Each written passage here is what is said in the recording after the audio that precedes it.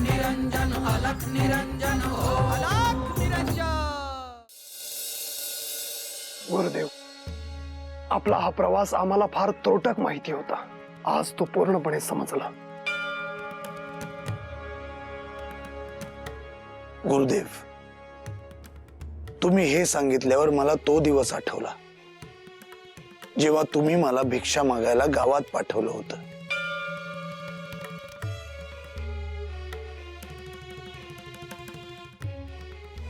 खूप भूक लागली आहे, माझ्यासाठी भिक्षा मागून आणशील का? होय गुरुवर, आज मला विविध पदार्थ खाण्याची खूप इच्छा होते आहे। तुमची इच्छा पूर्ण होईल असे पाहिल। आज तू माझी इच्छा पूर्ण केलीस ना गोरक्ष, तर मला खूप आनंद होईल।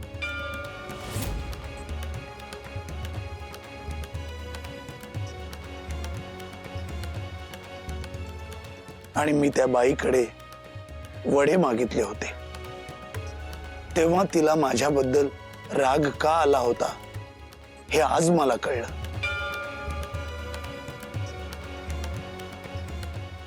माणसाच्या मनात करुणा नसली की त्याला राग येतो।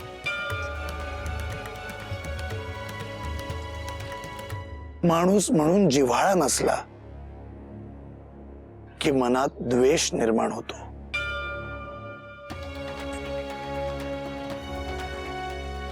प्रेमाचा अभाव आहे म्हणून तिरस्कार आहे।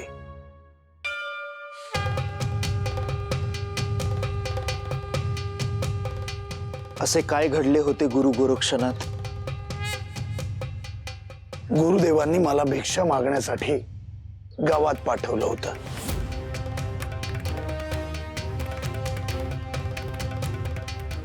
आणि एका माऊलीने ताट भरून दिलं। हे घे, हे ताट पूर्ण भरून दिले आहे, पोटभर जेवशील हा? होय माई।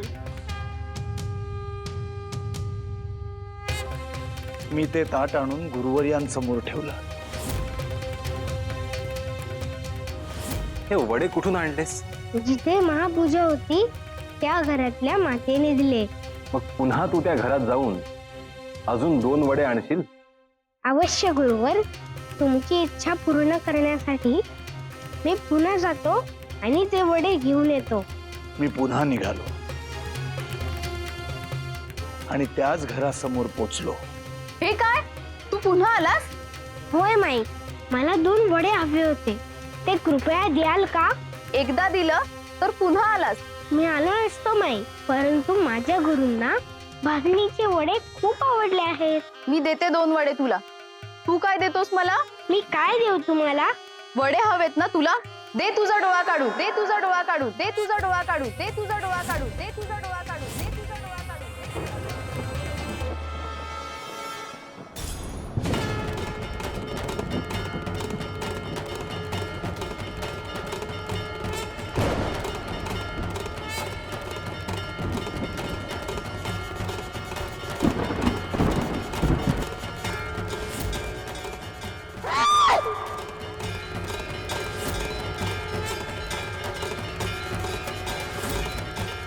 अरे मी सहज मिळाले आणि खरंच डोळा काढलास? मी वचन दिले होते माई, तुम्हाला जे हवे होते ते माझ्या हातात आहे। मला तुझा डोळा नको, मी तुझ्या गुरूंसाठी ताट आणलंय। आणि आता त्याच्या पुढचं मी सांगतो। गोरक्ष आला ताट समोर घेऊन। गुरुवर, तुम्हाला भाजणीचे वडे खायचे होते ना, ते आणले आहे मी। परंतु तू हाताने डोळा का झाकला आहे? आणि हे हातात काय आहे? दाखव मला। महादेव तू दिव्य गती शरण तुला जो जाणील भक्ती कर विनाशासुरी शक्ती। परम शिष्य विचल गुरु भक्ती किमयागार तू धर्मपदी प्रगट दिव्य रूप भस्म विभूती सिद्धेश्वर शिव गोरख जती।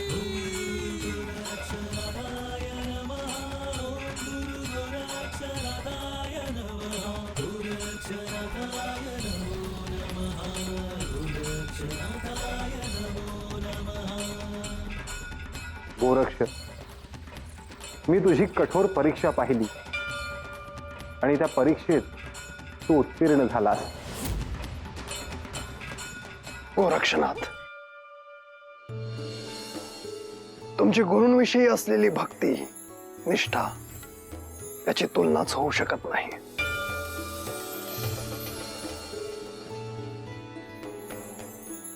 असे गुरु असणे आणि असा शिष्य असणे ही नाथपंथासाठी अभिमानाची गोष्ट आहे.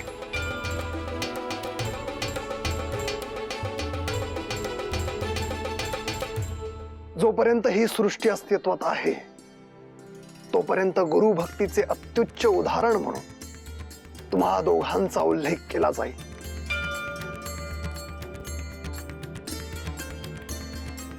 गुरुदेव, अशाच प्रकारे आपल्याला चरपटीचेही संगोपन करायचं आहे. तोही उत्तम शिष्य हो आणि त्यालाही श्री मच्छिंद्रनाथांसारखा अलौकिक गुरु लाभो. हीच आमच्या सगळ्यांची भावना आहे. देव मच्छिंद्रनाथ गुरुवर.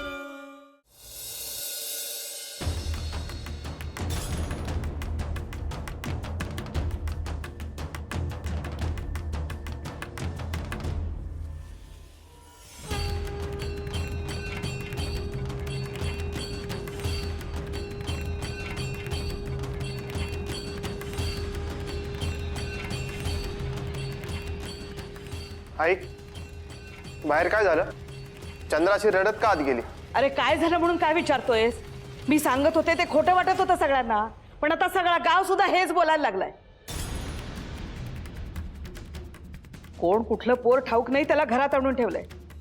अरे सत्यश्रभा, ऐकलंस ना तू आता गाव काय म्हणतोय ते? अगं आई, ती अंजनाई म्हणजे गाव नव्हे, गावात इतरही लोक आहेत. घ्या, म्हणजे तू सुद्धा आता मलाच उलट बोल. अरे सत्यश्रवा, ती अंजनाई काय म्हणाली ते नीट कळलं नाही का तुला?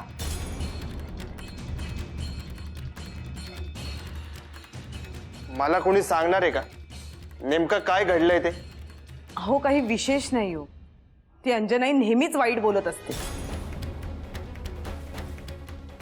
हो, तुम्ही आता आम्हालाच खोटं ठरवा, मला खोटं ठरवा, सगळ्यांना खोटं ठरवा, लोकांना खोटं ठरवा. हे पहा, सगळ्यांनी शांत व्हा. जे घडलंय त्यामुळे आपल्या घरात वाद नको. पण आजी, तुला बाळाचा एवढा राग का येतो? बाळ तर आपलंच आहे ना. घ्या, आता ही चिमुरडी बोलायला लागली मला. नंदिनी, लहानग्यांनी मोठ्यांसमोर बोलू नये. अरे ती अंजनाई कशी आहे ठाऊक आहे ना सगळ्यांना. तिची जीभ काळी आहे म्हणे. आतापर्यंत ती बोललेली एक गोष्ट खरी ठरलेली आहे.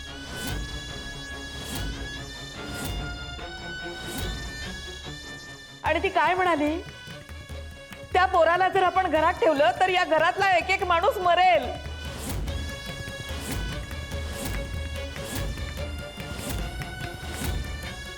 काय अंजनाई असं म्हणाली? हो, तेच तर सांगते मी. ती म्हणाली या पोरामुळे वाटोळ होईल या घराचं. आता तुम्हीच ठरवा काय करायचं ते. आई, कावळ्याच्या श्रापाने गाय मरत नसते. हो ना सासूबाई, हो ती अंजनाई म्हणाली तसं काहीही घडणार नाही.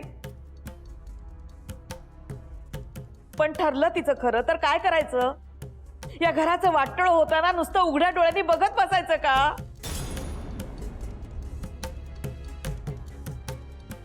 आई तू शांत हो, बघूयात आपण काय करायचं ते.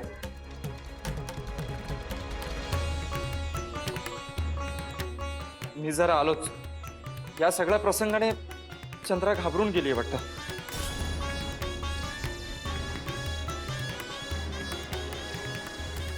बाई बाई बाई, हा पोर तर बायकोच्या पूर्ण आहारी गेलाय. पण माझा ऐका, त्या पोराला या घरात ठेवू नका.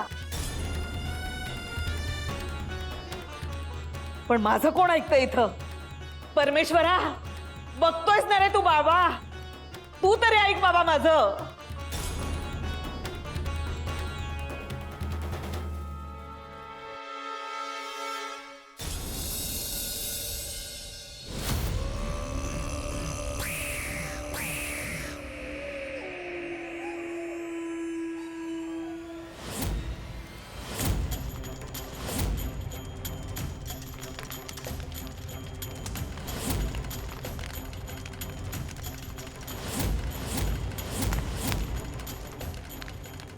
अरे देवा, काय झालंय? काठीला हात कशी लागल्या? अगं फेक! आग! आग! आग! आग लागली! आग! अंजनाई, ह्या कशामुळे लागली? मला ठाव आहे कुणाचा शाप लागलाय मला. या म्हणले होते ना, ते पोर चांगलं नाही, भूत आहे भूत. म्हणजे त्या बाळानाग लावली म्हणतीस वय? नाहीतर काय. अरे मी होते म्हणून वाचली, माझ्या काठीला आग लागली. नाहीतर माणसालाच आग लागली असती. त्या पोराला घरात ठेवू नका म्हणलं होतं ना मी. अगं अंजनाई, असं कशा पायी बोलतीस? तू बघितलं ना ते बाळ? अगं किती गोड पोर आहे ते. अगं कसलं गोड? ते दिसायला नुसतं दिसतंय गोड. अगं आज माझ्या काठीला आग लागली, उद्या अख्ख्या गावाला आग लावल. अंजनाई, असं असेल तर मग काळजी घ्यायला लागेल बघ. जाऊ दे, तू नको त्या पोराच्या फंद्यात पडू. हवं असं कसं बोलता? त्या बाळाकडे बघितलं ना तर असं वाटतं का देवाचं पोर आहे ते. रमे, तुम्ही असं आंधळ्यावानी बघता म्हणून तुम्हाला काय दिसत नाही. पण माझ्या डोळ्याला समद दिसलंय, पिशाच हाय ते पोरात.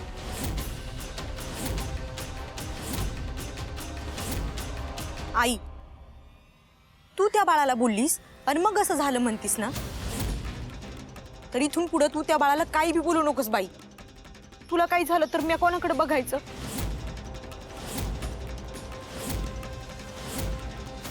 अगं जाग, मला काय करणं एवढं सोपं नाही. मी आज त्या पोराला गावातनं बाहेर काढते की नाही बघच तू. त्याच्या आई बाप नाहीतर त्याच्या घरातली त्या पोराला पुन्हा त्या नदीपाशी टाकत्याल बघच तू.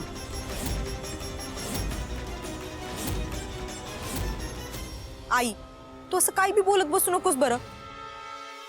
चल तू घरी चल. गावात राहू द्यायचे नाही मी त्याला. हा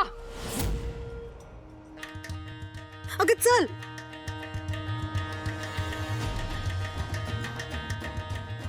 त्या बाळाला काही बोलणार नाहीस. मला वाटते अंजनाई म्हणते ते बरोबर आहे. कसलं बरोबर आहे? हवं एवढं साधू आलते ते काय उगाच वय? मला तर वाटतंय ते बाळ गावात आलंय, समद्यांचं कल्याण होईल. तुला काय बी कळत नाही. उगा नको बडबड करू. चल.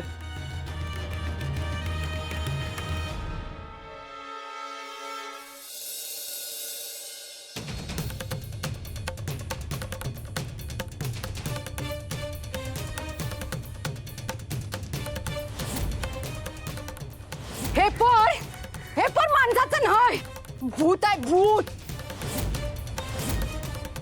या पोराला घरात ठेवशील तर अख्ख्या घराचं वाटळ होईल. हा तर तुझ्या घरात एक एक माणसं मरतील बघ, समधी मरतील, कुणी बी जगायचं नाही.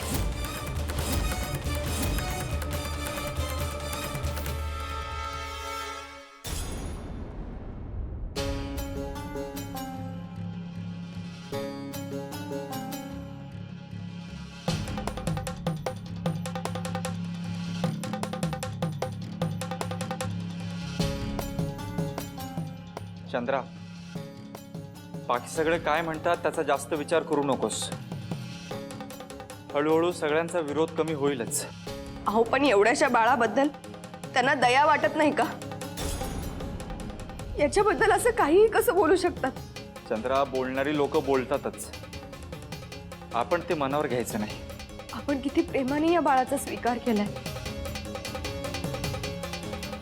याला बोलता येत नाही, चालता येत नाही, याचं पुढे कसं होईल याचा जराही विचार त्यांच्या मनात येत नाही का हो?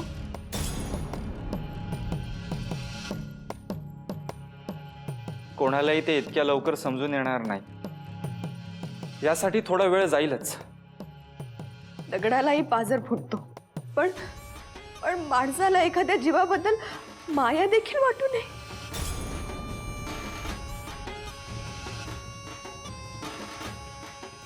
चंद्रा,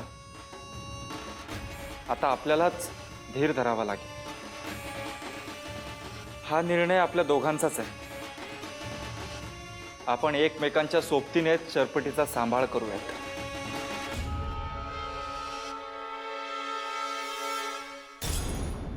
काका, मी आले. बाळ काय करतय?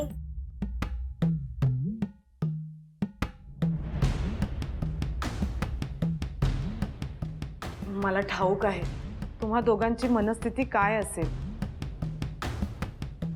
पण मी एक सांगू का?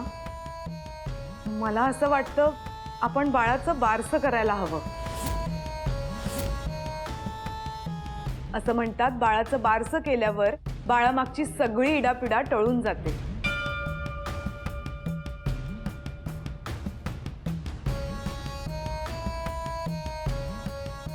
अहो जाऊबाई, तुम्ही बघताय ना आता घरात परिस्थिती काय आहे. कुणीही हे करायला तयार होणार नाही. मान्य आहे चंद्रा, विरोध होईल, पण आपल्याला ते करायलाच हवं. फार फार तर गावातल्या थोड्याच लोकांना बोलवूयात. मलाही वहिनींचं म्हणणं पटतंय. तेच म्हणतेय मी, आपण बाळाचं नामकरण करूयात, त्यानंतर सगळं ठीक होईल.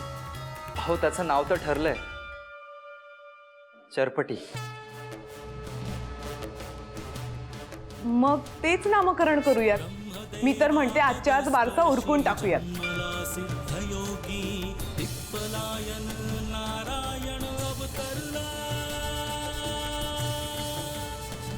बाळाचं बारसं, बाळाचं बारसं, बाळाचं बारसं.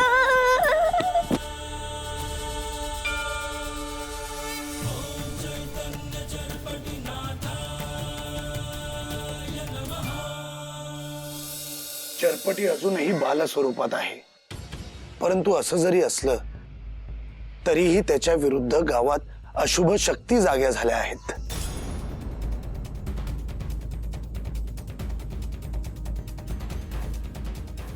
होय गोरक्ष, कारण जसा शुभ शक्तींचा जन्म होतो तसा अशुभ शक्तीही जागृत होत असतातच.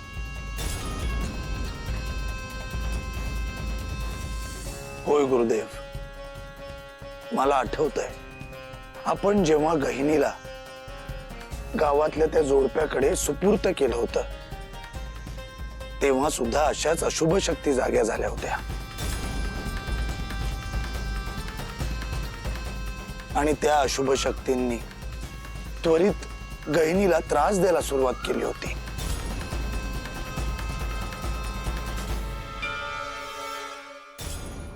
हे दिव्य बालक तुझ्या हातात सुपूर्द करण्यासाठी मी आलो आहे. या बालकाचे नामकरण मी गहिनी असे केले आहे. मला अत्यंत प्रिय असलेला गहिनी मी तुला सुपूर्द करतो आहे.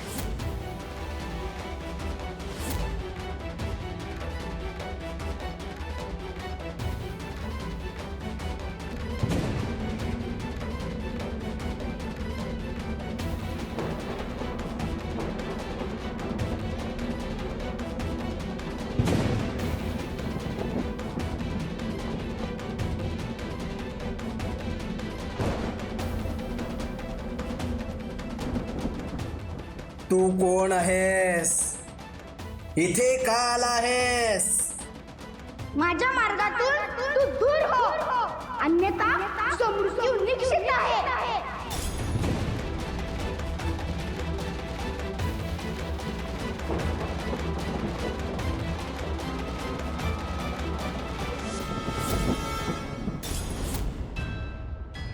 गुरुदेव, मला तर तेव्हा स्वतःचा बोधही झालेला नव्हता. माझ्या हसण्याचे प्रयोजन काय आहे हेही मला माहित नव्हते. परंतु तुमचा आशीर्वाद असल्यामुळेच मी त्या प्रसंगांमधून सुखरूप बाहेर पडू शकलो.